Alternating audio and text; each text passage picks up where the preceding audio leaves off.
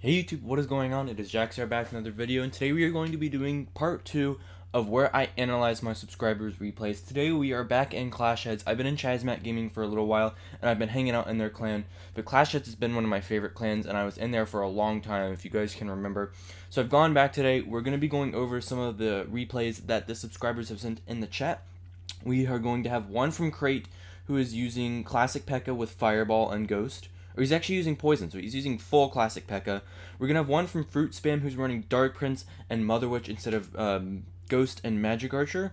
And then we're going to have one more, I'm going to scroll up real quick, from TSG Diego. And then I'll have one more again from Martin. I think this was it. Yeah, I'm going to have one from Martin here.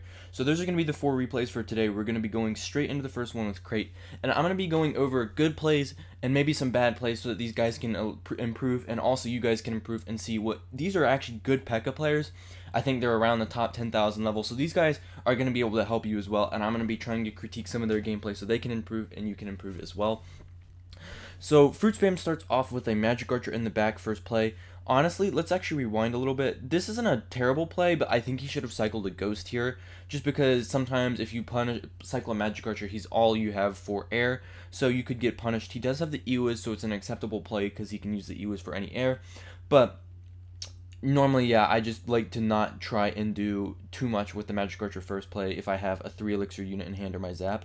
So Fruit's going to go in for a Battle Ram to cut the Mega Minion, and unfortunately the Bowler's going to chain through the Battle Ram onto the Magic Archer. A good Bandit to protect, but I mean, he can't really protect from the Bowler's Rock once he shoots it. So a good Ghost, maybe a small improvement would be to play the Ghost on the other side of the Bowler, just so it's a little bit harder to activate King Tower. However, the opponent plays Baby Dragon, and that's just going to mean that the Ghost is not going to activate anyway. So Ewiz, good Ewiz to kill the Baby Dragon. It doesn't have enough HP to activate. And the opponent, weird NATO there from the opponent. I don't really agree with that Tornado.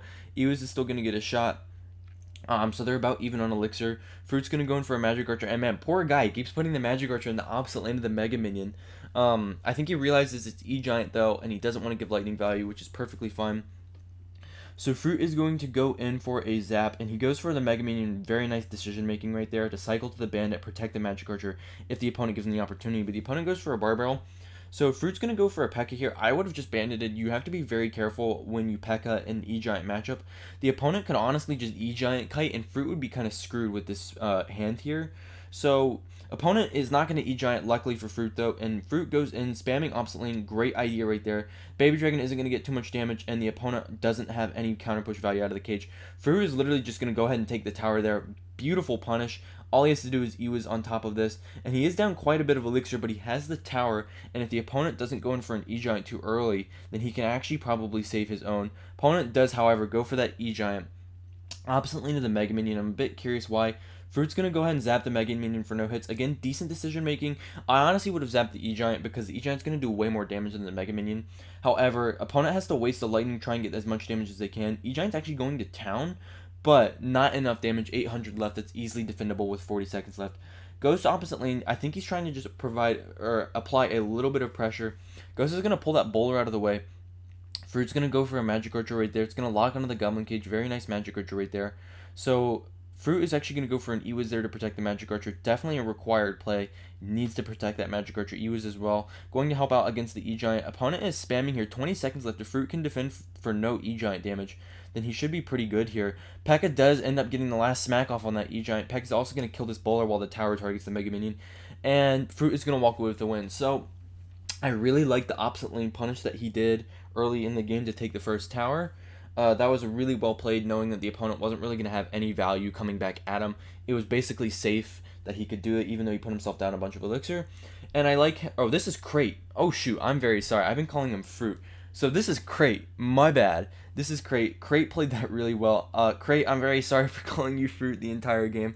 I'm a little bit tired right now, so I kind of saw Fruit when I was scrolling down, and then just was like, that's Fruit right here. So, Crait played that game very well, and yeah, honestly, very clean, difficult matchup versus E-Giant Bowler. So that was a good game for him. So we'll go into the next game here. This is Fruit. This is Fruit Spam. If my phone will ever load. There you go, Fruit. So he's playing... I call my phone Fruit, guys. Oh my god, I've lost it. This should be pretty comedic for you, though, so I will leave it because I think this is kind of funny. Fruit is playing Pekka with Dark Prince and Mother Witch instead of the Magic Archer and Ghost, which is the usual combo here. So opponent logs, Fruit goes in with the Battle Ram in the back. With this cycle, that's a good play, especially since they've wasted the log. Opponent is going to go in for a Tesla and then a Valkyrie to protect the Tesla. Mother Witch up high should be okay, but he's going to have to protect this Mother Witch from the Valkyrie. He needs to keep her alive. Or not, actually. You don't even have to protect it. The tower's actually going to help. Good zap there to try and kill it without the Mother Witch taking any damage. However, she did kind of get screwed over by the Tesla. Opponent goes in for an Expo. That's a smart Expo. That's a big mistake from Fruit right here. He really should be going in at the bridge as long as he has an Ewas in hand. He's not actually down too much elixir. So he kind of just gave the opponent a chance to really spam. As you can see, the opponent has plenty of elixir to be doing what they need to. However, the opponent is going to waste the E-Spirit and does not get a log thanks to a nice Fireball. And Fruit is only down like 1 elixir here. But definitely the biggest mistake I've seen so far in this video. You need to be going in for a Pekka at the bridge every time they Expo, unless you're down 3 or more elixir. Because if you're down 3 or more, yeah, you got to go in low. You got to be able to make sure you can play a spell and an Ewas. However, the opponent is going to have such a big elixir advantage, you're going to outcycle you if you're down that much. And so you need to be going in at the bridge. Opponent outcycles. Good Battle Ram Kite by Fruit here. Because if he didn't, the archers would have cleaned up anything that he played. He's going to go in for a Mother Witch here. Valkyrie, kind of interestingly placed. I think the opponent just kind of had a... I don't know what the opponent did with that Valkyrie, but Fruit gets away with a good defense and actually gets damage on tower. Mother Witch is going to put him into the lead on both towers, but the Battle Ram already doing some great damage for him in the other lane. Definitely very well played so far, other than that one Pekka. That one Pekka, guys, that's something you should not do. That's a cardinal sin against Expo. Fruit tries to predict the zap, maybe a little bit early in the prediction. However, that's a good guess because that's really easy to go in. Also, you should try not to be wasting your zap too much. However, as long as you have Pekka Ewas and you're not down too much elixir, it's perfectly fine to use your zap if you need to. Maybe connect a Battle Ram to a Tesla so that it doesn't stay alive. Kind of an interesting Battle Ram there. I think I see what he was trying to do, and I've done that play multiple times. However, it's not really going to work out. He does get away with the defense, though. Well played to him. His opponent could be playing these attacks better and punishing for the low Pekkas. But honestly, I think they're not going in at the right time, so they're not able to punish him very effectively. Now, Fruit does have an awkward hand here, so he goes in for an Ewas. You should probably have cycled that Mother Witch instead so that you can go Pekka Ewas when they go Expo. He goes in for a Battle Ram that should tank for the Expo and then a Pekka up at the bridge. So now he has a little bit of dual lane pressure. Let's see where he chooses to use the Bandit on the Tesla. Perfectly played right there. He's going to try and collapse the defense from multiple different angles, which is exactly how you want to play against Expo. Expo is really low on HP, however, he has to waste the zap, and now he doesn't have a Pekka in hand, and he's lower on elixir than the opponent. He has a nice damage lead, but this could be really bad. Mother Witch is going to come down. If the opponent fireballs this, Fruit, honestly, he's taking a big win. He does fireball, and he takes a bunch of damage from the fireball log. However, he does not take an Expo block, which is much better for him than if he did. So he manages to get out of that sticky situation. If the opponent had gone in for an Expo, he would have been in a bad spot. Pekka at the bridge, I don't agree with that Pekka at the bridge here. With so much time left in the game, you really can be a damage lead. He actually has a decent damage lead, and now it's even lengthening because of that Ewas shot. You don't need to be going Pekkas at the bridge yet. That's something for triple elixir when you really need to get damage when you're down like more than 500. So now, opponent goes in for an Expo, Fruit goes in for low Battle Ram. Good stuff right here. Mother Witch high. Gonna go ahead and zap to turn that into a Piggy. Perfectly played right there. Battle Ram does not connect, however, the barbs are there to tank. And yeah, Expo does die. So a nice zap, recognizing that he could retarget the Expo and to get a Piggy out of the archer even faster. Goes for an Ewas in the back. Low Pekka. This is a good example of a low Pekka situation because the opponent already had Skeleton, so going Pekka into the bridge, Pekka at the bridge when your Ewas is so far behind is not a good idea.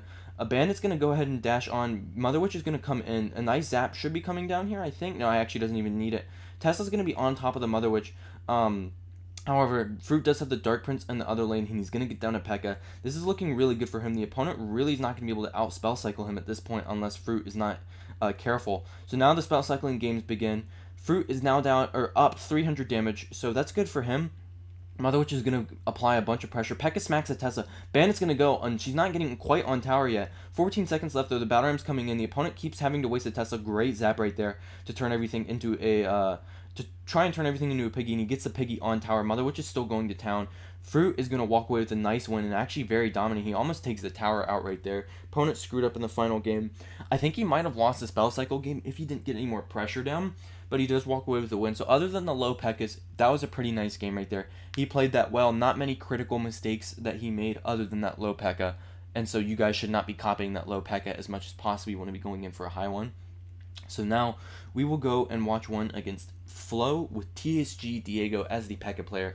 So he's playing classic Ghost or classic Pekka with Fireball instead of the Poison.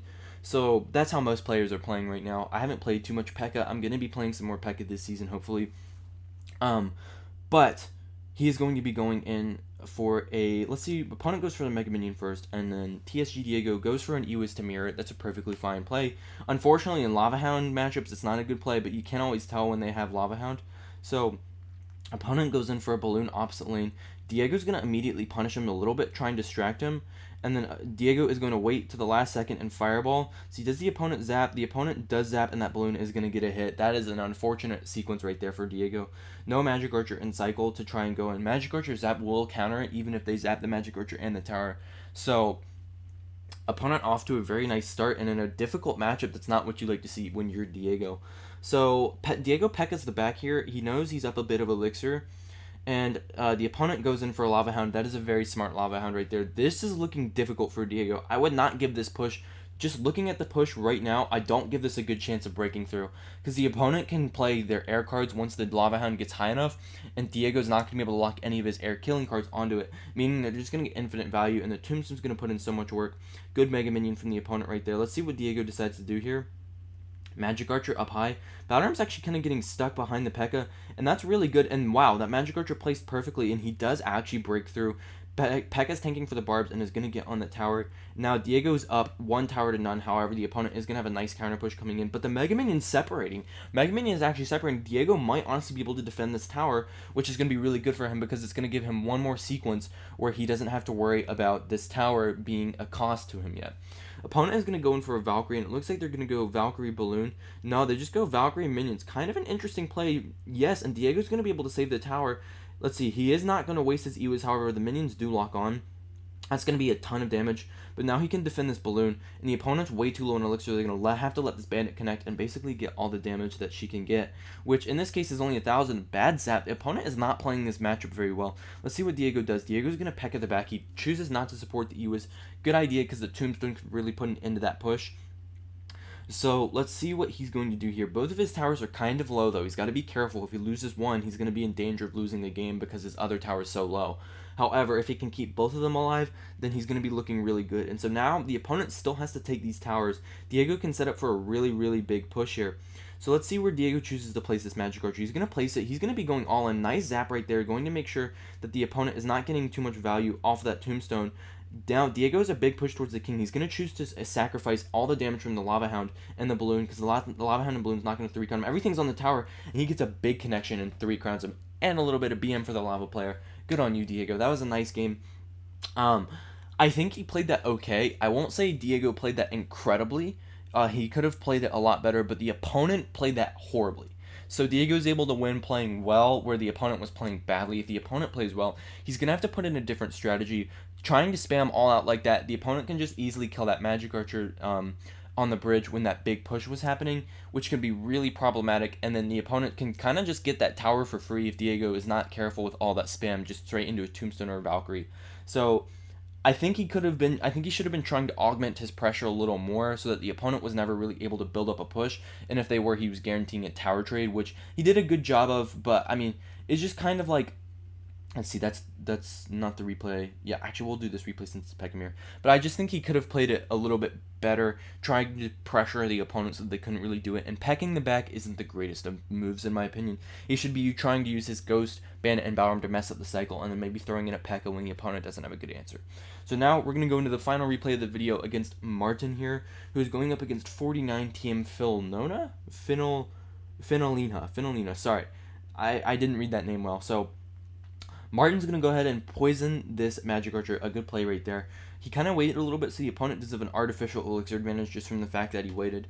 Opponent is hovering the Pekka, and they go for a Pekka. However, they don't play their Pekka immediately. I'm confused why they bled some elixir there. They had like a 2 elixir advantage, and now they do have an artificial 3 elixir advantage because of the Fisherman.